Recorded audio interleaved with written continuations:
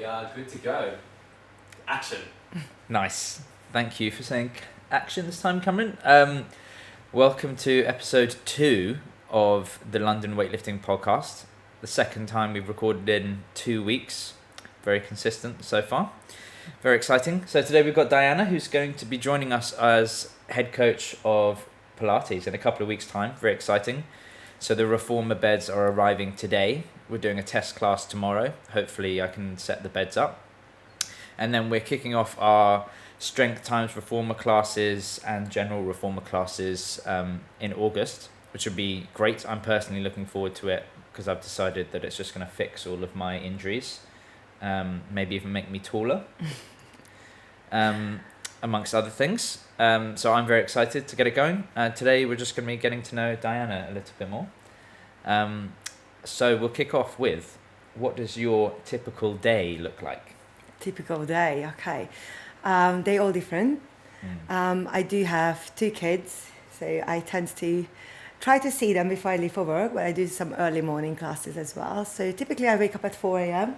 Nice. Get their lunchbox ready. Yeah.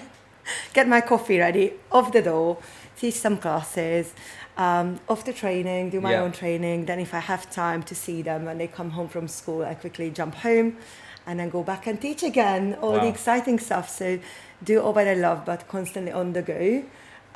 Not enough sleep, that's the only thing I don't do enough of. But yeah, the rest is all fun. Yeah.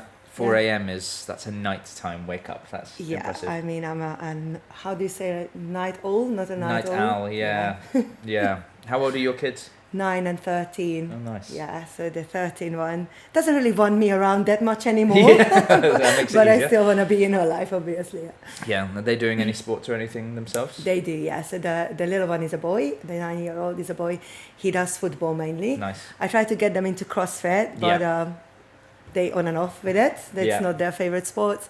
And the older one is a girl. She does gymnastics and ballet. She's got a ballet show this weekend, which I'm really excited to see. She's been doing it for 10 years, so quite professional. Yeah. Bit more elegant than myself. Nice. Yeah.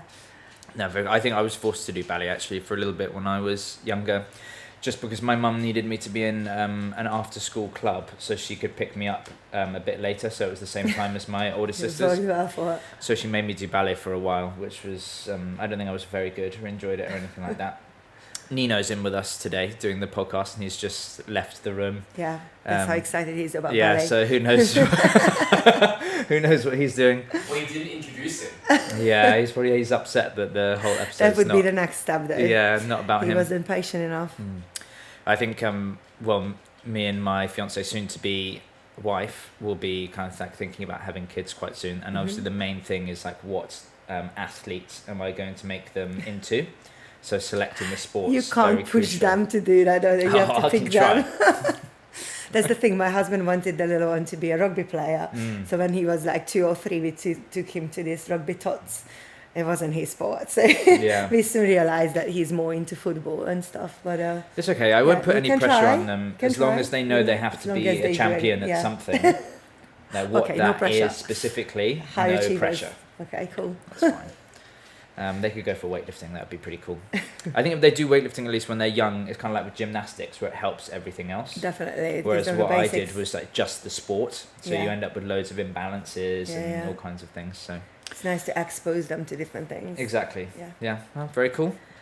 So a typical day sounds intense, starting at 4 a.m. We'll do a little bit more learning about how you got into reformer and your kind of training journey in general. So I know you do like CrossFit, general S&C stuff as well as reformer, but what does your kind of training week look like right now? So my main training is still CrossFit fused with Pilates. I do train 6 days a week. Nice. And it would look like either just taking a class, a CrossFit class, and then do my accessories myself, or when I'm more serious, I follow a program. Yeah. I'm not constantly on programs. Sometimes I like to take things easy and for fun, but it will be some combination of CrossFit, strength and conditioning, and Pilates. I use Pilates as my accessories. My main form of training is strength and conditioning and CrossFit. Yeah.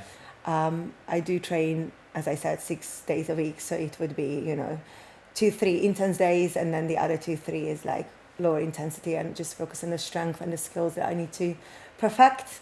And whatever, like for example, I had a comp this weekend, so now I just need to work on ironing out all the stiffness with my Pilates journey, and then pre-comp I had to work on keeping myself safe as I tend to seize up on my back and my hamstrings. So just opening them up and just work on the core strength more to support when there's like heavy deads and stuff like that. So always specific to what I'm doing at the moment. Try to tailor my Pilates around it, and it really does help. Yeah. Really does help. With injuries, I'm getting less injured, or even if I feel that the niggle is coming, I could get away with the whole 2 day of comp not actually getting injured, even though I could feel that it's coming, but I worked on it during the 2 days. Yeah. Did my Pilates stretching, did my rolls, the massage ball rolling and everything I needed to do. And I came out in one piece, which is great. Yeah, so, it's always good. So yeah, it's always good. Yeah, I think for me, I would really love something that helps with injury prevention. So when you're doing your reformer alongside your kind of CrossFit S&C, are you approaching it more from like a prehab injury prevention lens, less so than just that pure strength? Yeah, so exactly that's why I got into Pilates, because CrossFit is obviously high demand on your joints, and as I'm getting older as well, it makes you be prone to injury. So when you know that you've got niggles on your back, on your hamstring, wherever it is, on your ankles, you will put more emphasis on that. Or if you know that you've got a heavy qualifier workout full of whatever movement it would be, then you can prevent it, start to work on those joints, making them more mobile, open them up, and then strengthen whatever needs to be strengthened. So it can be quite specific to the person, but in a class environment, it could be tailored to the main lift that they're doing. So it can help opening up the range of motions, which will in return also not just be more effective, but prevent the injury. Yeah. So it's really, really useful. I can't wait. So for people who don't know, our new class that we're launching, which we think is quite unique, is called Strength Times Reformer. And it'll be 30 minutes of reformer, 30 minutes of strength work. Some people will start on the reformer, some people will start on the barbell. And for me personally, I would like to start on the reformer because I'm stiff and horrible and need opening up before I get into my lifting. But I think a lot of people might use the reformer more for accessories. So it'll be a really cool format. Probably built around our strength program, so main lifts, squat, bench, deadlift, and then you've got the reformer to complement that. So just interesting to kind of hear about your vision for that class, why you think it's cool, why you think it's unique, where you think you'd go with it. Exactly, that's why, because I think a lot of people think that they just do the barbell, they do a little bit of warm-up and that's enough, but they keep getting stuck in the same kind of limitations, whether it's their range of motion or they just don't brace enough, they don't know how to turn on the deep core. And Pilates really helps in general just to find through. The breathing technique is different as well, so we use something called the lateral breath. You breathe into your diaphragm and they learn how to do that with the movements, which then helps to turn on the deeper core muscles, which supports all your main lifts, right? Your deadlifts, your bench and your squats. You have to brace properly. And even though we teach them on the strength classes how to brace, a lot of people still struggle under load, or when they're maxing out, they just kind of, it goes out of the window because they're in a different kind of mindset and they're under pressure, under stress, so they forgot how to brace properly. And that's when the injuries happen. Or they make it on the way down the squat, but they don't know how to stand it up with proper technique, or their core is not switched on properly. So it's not just the mobility and the range of motion, but the bracing. It really helps. Pilates helps you to learn how to turn on those really deep muscles that surrounds the spine.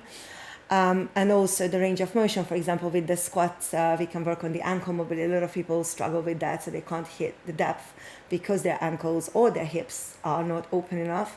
And there's heaps of exercises on reformer that helps you either with eccentric contractions or just gentle movements to open it up and to work on it, which is quite different to when you're just doing body weights, because obviously there's the spring, there's the tension that you can work with, both concentric and eccentric, lengthening, and as the springs are obviously stretching and then closing back in. So it's slightly different kind of stretch, dynamic stretch that you would be doing with your body weights, which I find is actually more effective in most cases. So as you say, you could use it as a warm-up, but you can also use it as an accessory, kind of like a cool down after the lifts.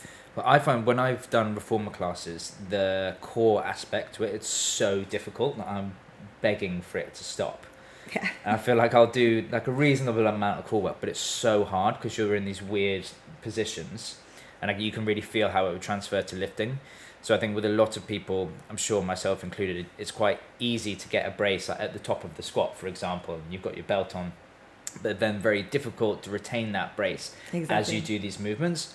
That's where I think Pilates would really, really help. And then when it's more the limb-based stuff, so like the moving around, the lunges, that feels like it would be really, really restorative to me. It's the stability aspect as well. On the reformer, when you're doing a lunges, you have to be much more stable. You have to, again, turn on those smaller muscles around the ankles that you wouldn't normally feel in a normal lunge when you're doing on the floor, because in an unstable surface, it adds that kind of stability element to it, which is also transferring to your lifting. Yeah. I mean, what I like to do as my warm-up, which I'm sure a lot of people make the same mistake with, is like, you get warm rather than activating small specific muscles that are going to help you prevent injury, because you don't have much time. So I'll jump on the bike a little bit, and then if I'm squatting, I'll just get the bar out and I'll just start squatting. Yeah, it's quite good. If you've got 5 minutes, and it's like as a bare minimum. But I'm someone who's struggled with injuries all the time, and I know my right hip is very different to my left hip.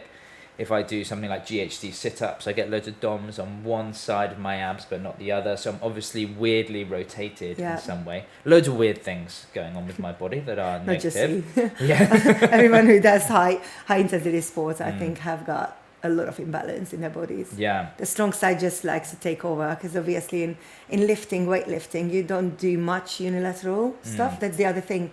Pilates is really good to do a lot of unilateral stuff. I think that comes back to actually what we were saying around the kids and sport, because a lot of, especially guys, I think, in this country where you just play football, like football, cricket, big ones, and that's like a left foot planted forward sport. For me, there was also boxing, which if you're orthodox, is left foot forward sport.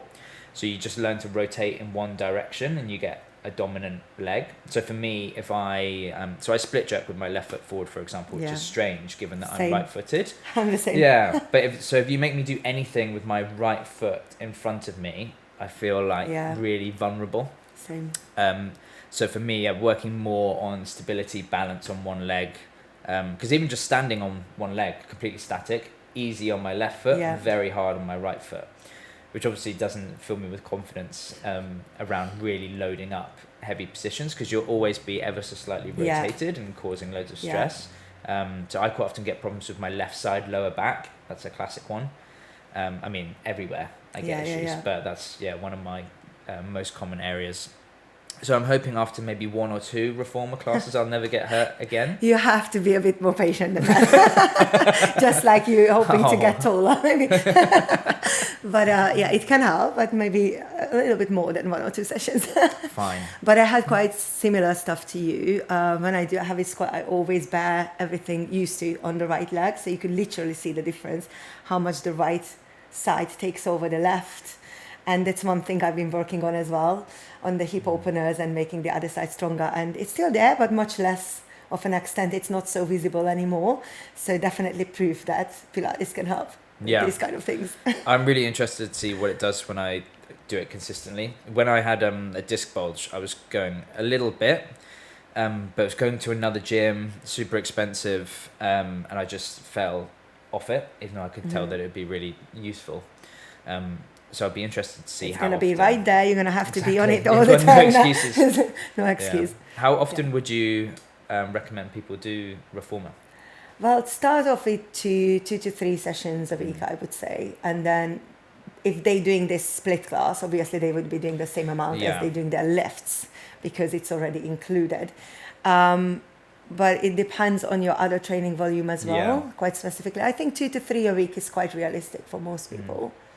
So if we just think about the plain reformer classes now, take the strength out, what do you say to people who say that that's not like a proper form of training?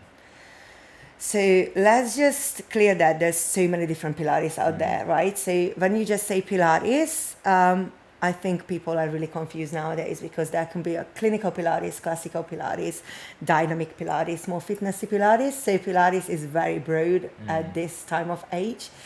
And the problem is if someone is injured, like having a serious injury, and the physios say, go take a Pilates class, they might go take a Pilates somewhere where they offer high intensity fitnessy Pilates class, which actually can make their injury worse. Yeah. Or the other thing, an athlete goes to a very low intensity, like a clinical Pilates place where people are just working on the specific injuries of each person, but they dare to get stronger. So they might not meet their expectations. But Pilates in general is hard work when done properly. Even the classical Pilates, which looks like you do nothing, if you did properly, you should be feeling like you're dying, like you say on your core. It is taking time, like any skill, to learn to do it properly. So if you take a class and you don't feel anything, chances are you did not master the technique, how to execute it properly. If you learn how to do the movements, you actually really feel it. It's really hard because you're working from those small muscles. And I still struggle with all the flexibility elements because my background also strength and conditioning. So I'm not very flexible. Every time anything requires like bigger flexibility, I still struggle with those moves, even though I've been doing Pilates for years and years. So just like weightlifting, there's always something to perfect, and something will be always still challenging, you know, depending on your body and your background and everything else. But it is hard work. Pilates is hard work. You have to try it, and then, you know, you will feel. Yeah, I think it's one of those where, because sometimes there's not much movement going on, that it looks easy, but actually that's the hard thing. It looks like you do nothing, but staying static and finding stillness, I think, is really hard, especially for weightlifters, when you do explosive quick motions and your body is used to that, to produce energy fast, and you're very powerful. But when you have to stay still and contract the muscles isometrically and hold that position, it's a different kind of hardness, right? It's different energy systems. It's different. You're not developed for it, so that's why you struggle.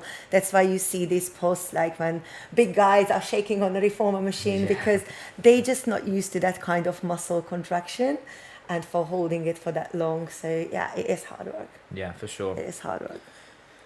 It's exciting. I'm really excited to bring it into a community that's excited for it, but needs it. Not used to it, and they need it the most. Yes.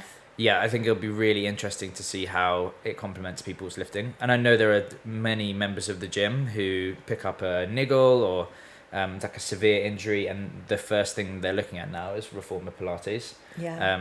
So I think where a lot of people get frustrated with classic physiotherapy, it can be, I guess, like not very action-based, whereas the great thing about reformer is that you're really addressing your issues in a group format, especially if you're someone like myself who basically just doesn't like training alone.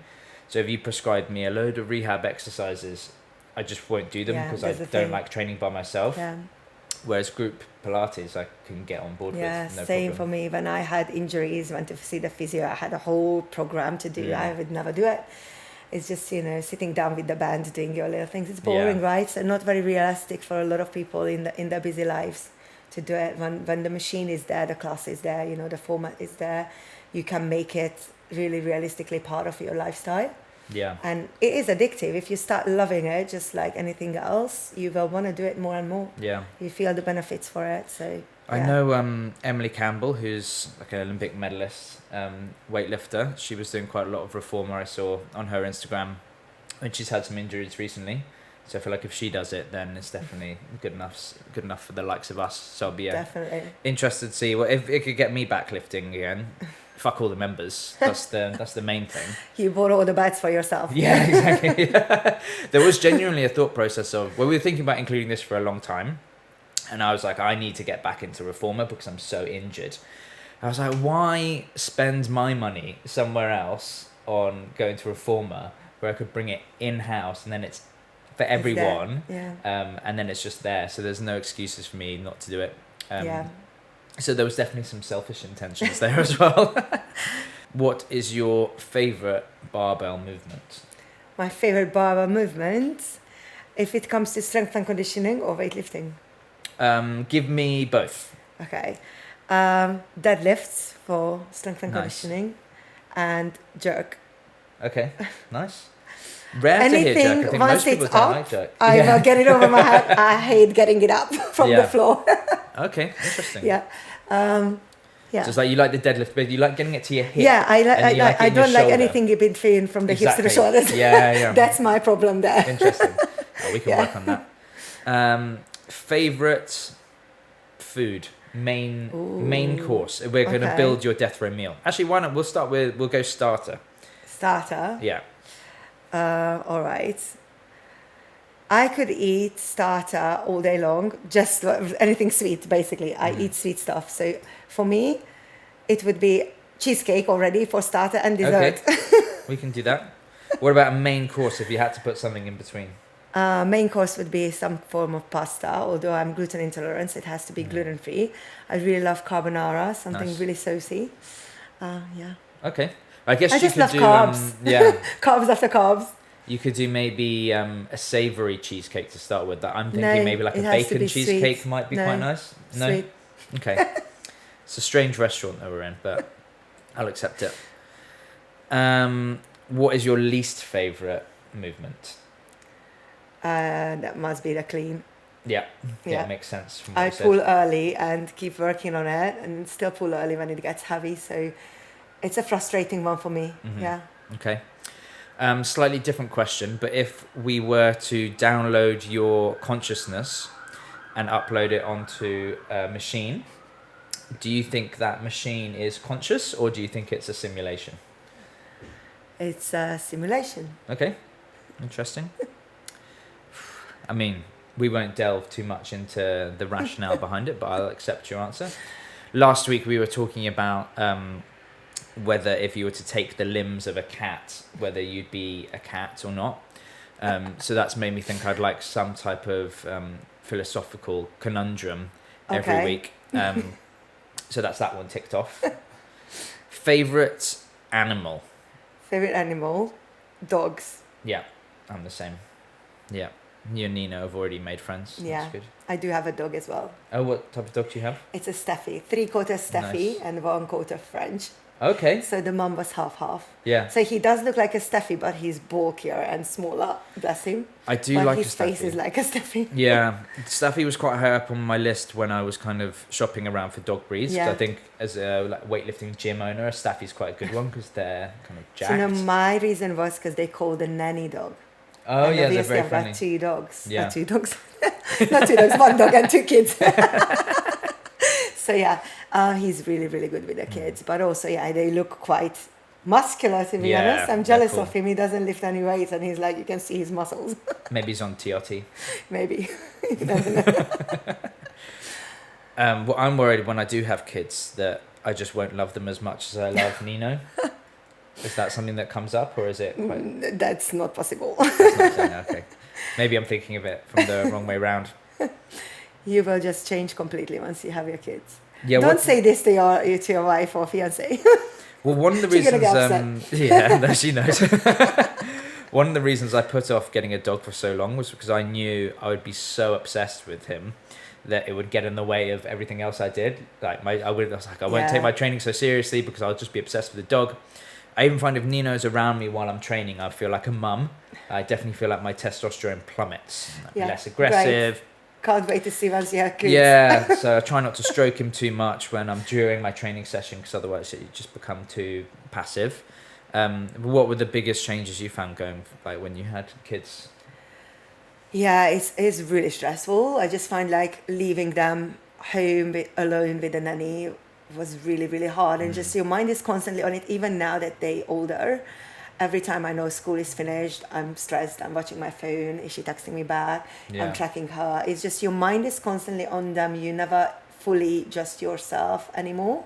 So even though I still try to keep myself me and do my training and my competitions and my life going, half of your mind is always on them. Yeah. And it does kind of takes over. So as you say, your training not the same.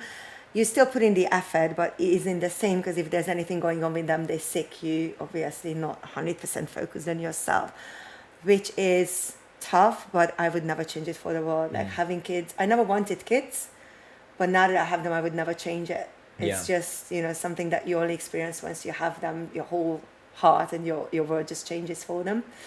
But it is difficult. It's difficult to get back to your routine because obviously unless one of you works from home, which now we do, my husband works from home, that's why I can do these early morning classes, late evening classes. But unless one of you do, we had a stage when it wasn't the case. It's really hard to juggle around it, to go back to work and do your training and be home when it's pick up and drop off and all that. So time management skills just like sky high, rocket high. Yeah. You get so much more efficient of getting things done because you have so much less time, and your brain just gonna have to become so much more efficient of figuring out things. And I just find like my problem solving skills much better since I'm a mom, because you just have to constantly, you're being put on a spot, something happens, you have to sort out things for them, for yourself, or whatever, My time management skills and routine are already quite low. So if it's a percentage drop when I have kids, I think... No, it will get better. You will have no choice but just get better at it. Yeah. Do you think that being a mum makes you a better coach? I think more empathic, for sure. In general, it's just, you have to be more patient. I used to be always go, and not so slow down, even now, but you just take a step back and you think a bit more out of the box and try to understand people a bit more. Definitely got skills that you transfer over to your coaching, for sure.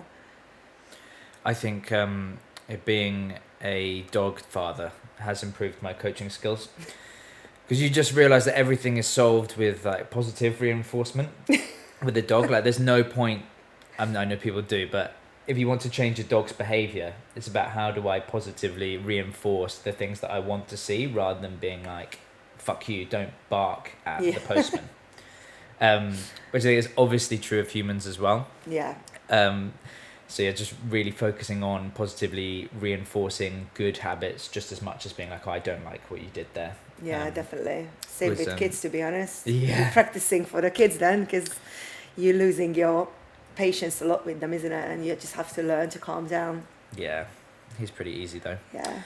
And then reward systems as well. Like, how do you reward if they do well? Yeah, I just give people that I coach, I give them the same treats as I give Nino. Oh, do you? Okay. Yeah. Lots of dog treats. There's one salmon chicken mix, one that goes down really well with the morning class. Great. I'm not sure I would be. Do you have sweet treats? Yeah. We'll sort that out for you. Cheesecake. Okay. Biggest gym ick. Biggest gym ick. I don't know if I had any, to be honest. Do you mean ick, like if I did something? Yeah, it'd be more if someone, like a gym member, did something. So my biggest gym ick would be, I hate it when people get the chalk out the chalk bucket, put it on their hands. Nina's going to go mental now. And they clap like that, and it goes everywhere.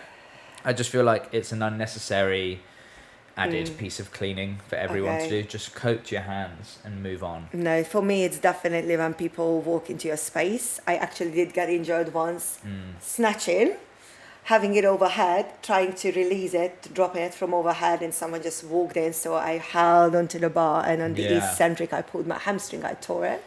And I still see that a lot of times people just don't appreciate the space around people when they lift, and they just walk in way too close. And that just freaks me out. I'm like, you've been lifting for X amount of time now. You should really know this. Just give them space when they lift. I think that's not just dangerous, but it's really upsetting. You'll like lifting London Weightlifting then. I think you'll get your own platform, your own space. It'd be nice. That's going to be a different story. There will be no X there then. No, maybe you'll start nailing the cleans as well. Yeah, maybe.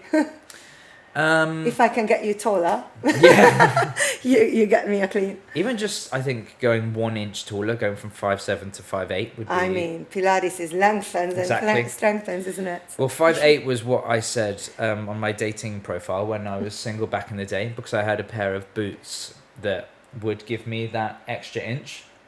So I felt as if I wasn't lying, because on first inspection, I would have been 5'8". Okay, no lying there. No. It might be just misrepresenting slightly. But now, obviously, it's fine, because me and Lucy will be together forever. But I'm sure she wouldn't mind me being 5'8" either. We can ask her. We'll get her feedback. Awesome. Well, I think we can wrap it up there. Yeah. Great. We need to go and receive the delivery of the beds, what I do. Very exciting. You're going to have a lot of work setting them up. Yes. Well, hopefully YouTube will help me out. If not, we'll call Jordan, the Vauxhall handyman, who fixes everything for me. Awesome. Yeah. Thank you so much. Thank you so much as well. And thank you guys for tuning in to today's episode. Bye. Bye. Excited to see you guys.